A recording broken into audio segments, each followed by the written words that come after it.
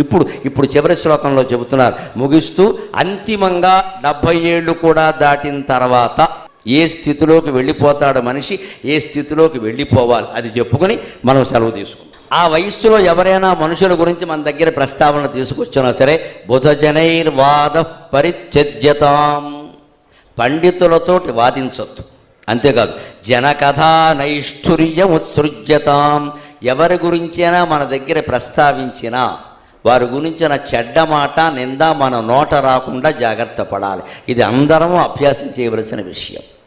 ఏదైనా చెప్పగలిగితే ఒక మంచి మాట చెబుదాం, లేదు వదిలేద్దాం ఆ విషయాన్ని, వాళ్ళు నిర్ణయించుకుంటారు. మీ మేనమావ గారు చాలా మంచివారండి, నీకు మంచివాళ్ళలాగే కనపడతాడు, మా ఆస్తి ఆయనే కొట్టేశాడు. ఇప్పుడు ఎందుకు ఆ గొడవ, వాడు కొట్టేసి 40 ఏళ్ళు అయింది. ఇప్పుడు వీడు విన్నవాడు తిన్నగా ఉంటాడా, మన మేనమావకు ఫోన్ చేసి చెబుతాడు. అదే కంట్ల పంచాంగంలో చూసుకుంటే మాతృవర్గం వారితో విభేదం, ఇదే మన వల్ల వచ్చింది ఈ విభేదం.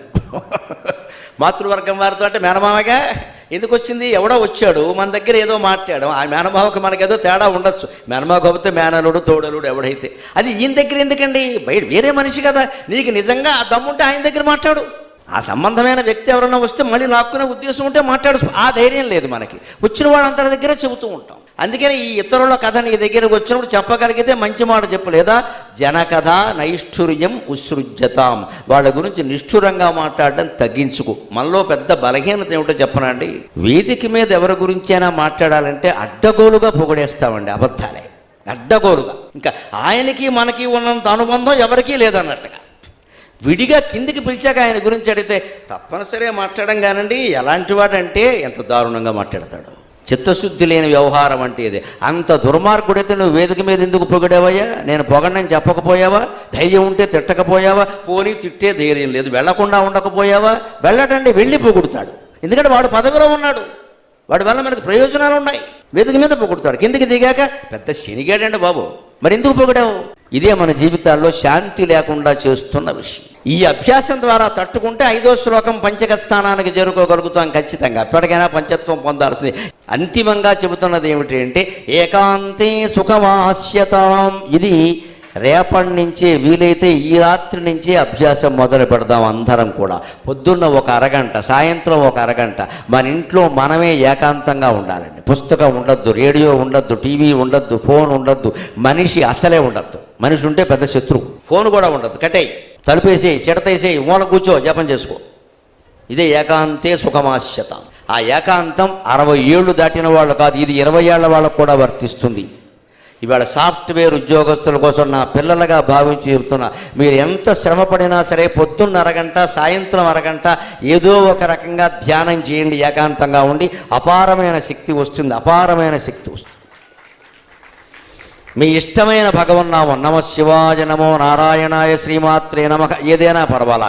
వీటిని దాటి మహామౌనంలోకి వెళ్ళగలిగితే అదృష్టం, శంకరాచార్య అనుగ్రహం. అది నాకింకా సాధ్యం కాలా కాబట్టి మీకు చెప్పలేను నేను. సాధ్యమైతే మంచిది, అది నిజాయితీ. నాకింకా సాధ్యం కాల, నేనే కొట్టుకు చస్తున్నా ఆ మహామౌనం కోసం. కానీ నేను నామాన్ని ఆశ్రయించాను, భగవద్ అనుగ్రహం వల్ల అది సాధ్యం అవుతుంది. పంచాక్షరి జపంలో పడితే నాకు ప్రపంచం తెలియదు, నాకు అక్కర్లేదు. చాలా అదృష్టం చాలు ప్రస్తుతానికి. అక్కడి నుంచి ఇంకా ఎక్కడ తీసుకెళ్ళాలో శివుడు తీసుకెళ్తాడు, పెద్ద విషయం కాదు. ఏదో పట్టుకున్నాక సాధనం, కానీ చెయ్యాలి, రోజు చేయాలి. ఏకాంతే సుఖమాస్యతాం మత్ పరతరే చేత సమాధీయతాం. మనస్సుని ఆ పరమాత్మ యందు లగ్నం చేయాలి. అది ఒక నామం ద్వారా చేయొచ్చు, ఒక రూపాన్ని చూడడం ద్వారా. ధ్యానం కుదరట్లేదు అనుకోండి, కళ్ళు తెరుచుకోండి శుభ్రంగా. మీరు ఒక్కరే ఉండాలి, పూజామందిరంలోనే ఉండాలి, దేవుడి విగ్రహం ఎదురుగా ఉండాలి, దేవుడి కేసే చూస్తూ ఉండండి, అలాగే నామం జపిస్తూ ఉండండి. ఇంకా కుదరట్లేదు అనుకోండి, అమ్మవారి యొక్క నఖశిఖ పర్యంతం చూడండి, కింది నుంచి పై వరకు, పైనుంచి కింది వరకు, కింది నుంచి పై వరకు. నఖదీదిత సంచన్న నమజ్జనతమో గుణాతో మొదలుపెట్టి చివర చంపకాశోక పున్నాక సౌగంధికల సత్కచ వరకు చదవండి. మళ్ళీ పైనుంచి కిందికి చదవండి. ఒక్కొక్క అవయవం చూస్తూ ఒక్కొక్క నామం చదవండి. దృష్టి లగ్నం అవుతుందిగా విగ్రహం మీద, విగ్రహం మీద లగ్నం అయితే మనస్సు కూడా లగ్నం అవుతుంది, అలవాటు అవుతుంది. అందుకోసమే స్తోత్రాలు పారాయణలు పెట్టారు. అది ఎన్నిసార్లు చదివాం, ఎంతసేపు చదివాం, ఎవరితో చదివాం, ఇవన్నీ ముఖ్యమైన విషయాలు కాదండి. దయచేసి ఇవన్నీ తీసిపారేయండి. మీరు ఎవరితో చదివినా ఒకటే, అమ్మవారు మీ పక్కన ఉన్న ప్రయోజనమే లేదేమో ఉండదు, ఆవిడ మీ మనస్సులో ఉంటుంది. మీ మనస్సు ఎక్కడుంది అనేదే ప్రధానం ఇక్కడ. అది పరతరే చేత సమాధీయత. పూర్ణాత్మా సుసమీక్ష్యతాం. పరిపూర్ణమైన ఆత్మ పదార్థాన్ని గురించే సమీక్ష చేయాలి. ఉపనిషత్తులు లాంటివి చదవడం ద్వారా రామకృష్ణ మఠం వాళ్ళు ముఖ్యమైన ఉపనిషత్తులు 12, 15 వేశారు. ఈశకేన కట ప్రశ్న ముండక మాండూక్య ఛాందోగ్య బృహదారణ్యక ఐతరేయ తైత్రయ శ్వేతాశ్వతర మహానారాయణాది ఉపనిషత్తులు 15, 16 వేశారు. ముఖ్యంగా శంకరాచార్య వ్యాఖ్యానంతో అతి సులభంగా వేశారు. ఏది 80 పేజీలు మించదు, ఏది 80 పేజీలు మించదు. అవి చదవండి. రోజు పడుకునే ముందు 1 గంట పెట్టుకోండి సమయం, కనీసం అరగంట పెట్టుకోండి. అక్కడ తాటాక మొక్క అట్ట మొక్క పెట్టండి. ఎన్ని పేజీలు వీలైతే అన్ని చదవండి, అక్కడ పెట్టి పడుకోండి. ఉపనిషత్తు ఇక్కడ పెట్టచ్చా అని శంక పెట్టుకోకండి, పెట్టచ్చు, పర్వాలేదు.